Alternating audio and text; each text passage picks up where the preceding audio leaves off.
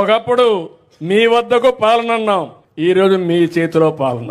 ఎక్కడికి పోవాల్సిన పని లేదు. మీకు నేటివిటీ సర్టిఫికేట్ కావాలి, మీ మెసేజ్ లో మన మిత్ర ఒకసారి అప్రోచ్ అయ్యి మీరు పెడితే మళ్ళా తిరిగి మీకు డేట్ ఆఫ్ బర్త్ ఇవ్వాలన్నా, మార్క్ షీట్ ఇవ్వాలన్నా, తిరుపతిలో దర్శనం కావాలన్నా, శ్రీశైలం దర్శనం కావాలన్నా, లేకుంటే కనకదుర్గ టెంపుల్ అర్చన చేయాలన్నా, ఆర్టీసీ బస్సులో సీటు కావాలన్నా ఈ ఫోనే సరిపోతుంది. ఇంకెక్కడికి పోయే పని లేదు. మీ ఇంటి పక్కన ఎంఆర్ఓ ఆఫీస్ ఉంటే ఆఫీస్ పోయే పని లేదు. మీ ఎంఆర్ఓ ఆఫీస్ మీ ఇంట్లోనే ఉంది. నీ పని ఫోన్ లో ఉంది. ఫోన్ ఉపయోగించుకోండి.